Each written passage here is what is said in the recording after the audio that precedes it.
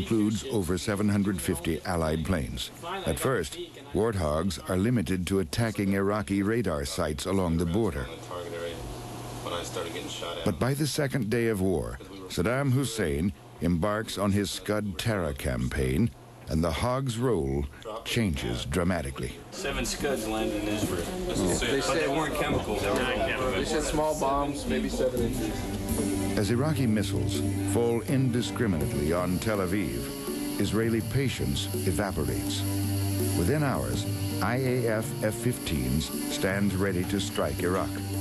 They will have to pass over Saudi or Jordanian airspace, and if they do, the Allied coalition will fall to pieces.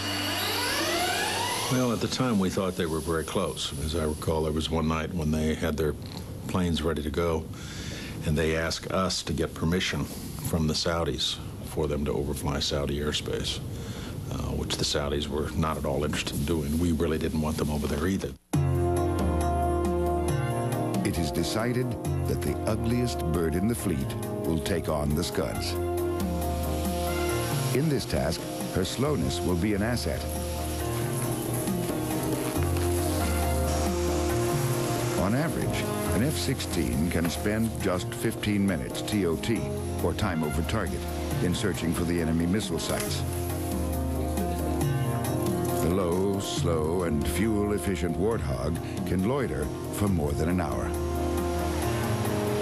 And although it is a job for which A-10 pilots have never trained, years spent learning to distinguish real targets from decoys will play perfectly into the Scud hunting mission.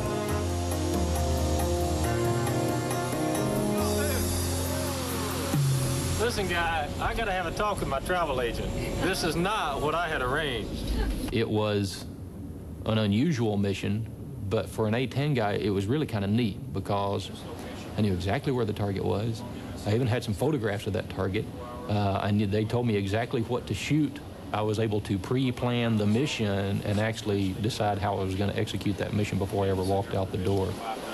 You, as A-10 pilots, will be considered by the Army in a lot of ways a maneuver. With Vietnam 20 years in the past, most American aviators are young and new to combat. Off to go to work. Our jets were parked in close proximity to the squadron building where we did all our briefings. And I've got to admit, that was probably the longest walk I've ever taken from the front door of the squadron all the way up to my airplane. I don't know if scared's the right word, but certainly living in a state of higher awareness, if you will, because you felt every eye on you, every crew chief on the line looking at you, and you really felt uncomfortable thinking, oh my gosh, here we really go. I always had asked myself, hey, am I ready for that? And the answer you always get back is, yeah, sure am. And now it's put up or shut up time. And once I strapped in and started running through my pre-flight checks, etc., then it was back to road again. Before the war, the plane was destined for the scrap heap.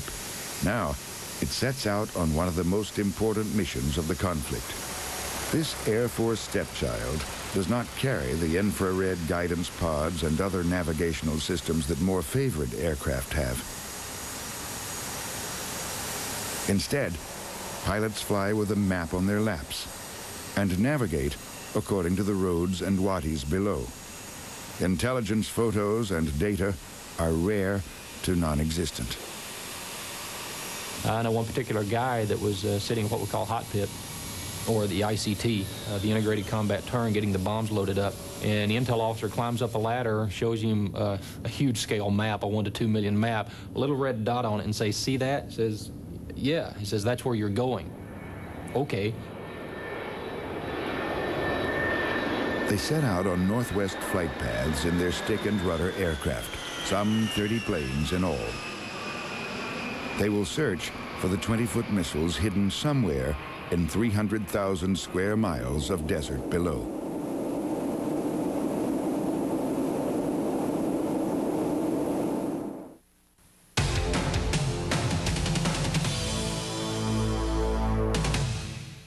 The aluminum in your car radiator is as thin as this sheet, and it's the only thing between you and a breakdown. But Prestone antifreeze bonds with aluminum.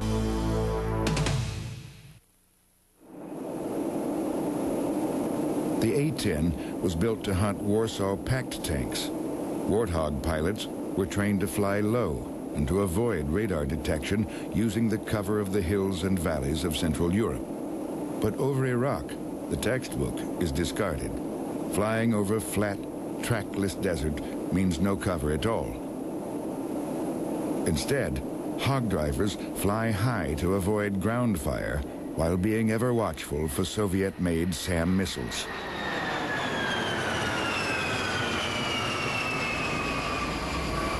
But the aircraft is far from helpless. In the Great Scud Hunt, the Warthog packs one of the biggest punches of any ground attack aircraft in history, the GAU-8 30mm Gatling gun. Very, very nice shot.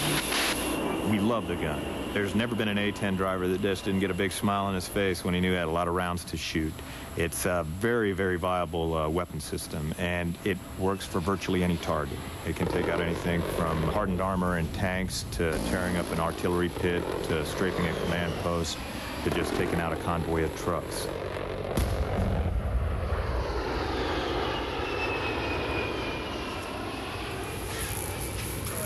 Here we have your 30mm gun system.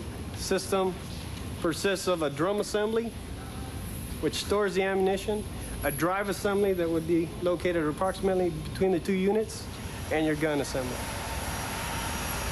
The entire system holds up to 1,174 rounds of ammunition. Firing rate for the gun is 3,900 shots per minute, which equates to 65 shots per second.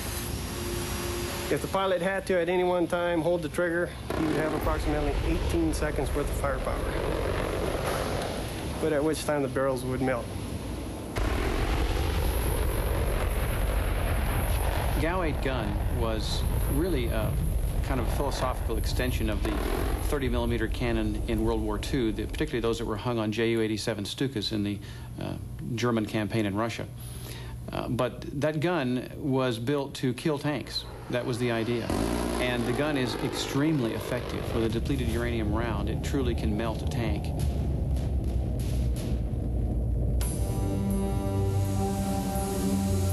Being made of depleted uranium means that the foot-long 30mm rounds are much denser than the steel armor of the tanks they're built to penetrate. The lessons learned out of those previous wars where we hung guns on airplanes were applied to putting a gun inside. And as a result, the gun is aimed by the pilot just pointing the airplane. You can, as one pilot said, point it like a garden hose. You just push the trigger, and all of a sudden the ammunition's coming out, and you move the stick, and you can do whatever you want with it. It doesn't require a very fine sighting system, because the gun itself becomes the sighting system. So the idea was to put the pilot straight on the center line of the gun, put his eyeball right in the middle, and then he just gets in the middle of the fight and hoses whatever he can find.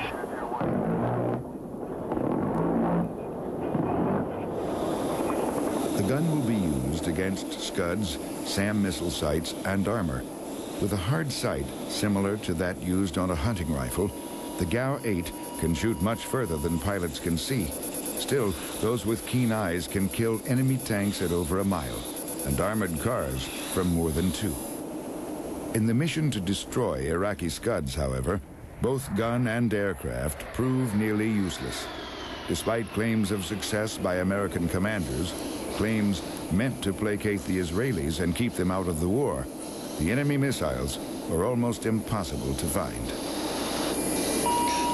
It turned out it was very hard to find those launchers in the desert, the mobile launchers that they used to fire at Israel and Saudi Arabia. There's no evidence at this point. We haven't been able to confirm that we actually killed any mobile Scud launchers. We thought at the time we had, but going back and reviewing the evidence now, there's some serious question about whether or not we ever actually knocked out any Scuds on the ground. Military commanders and pilots alike expressed certainty that the mobile Scuds had been hit. Pentagon reviews now show that this was not the case.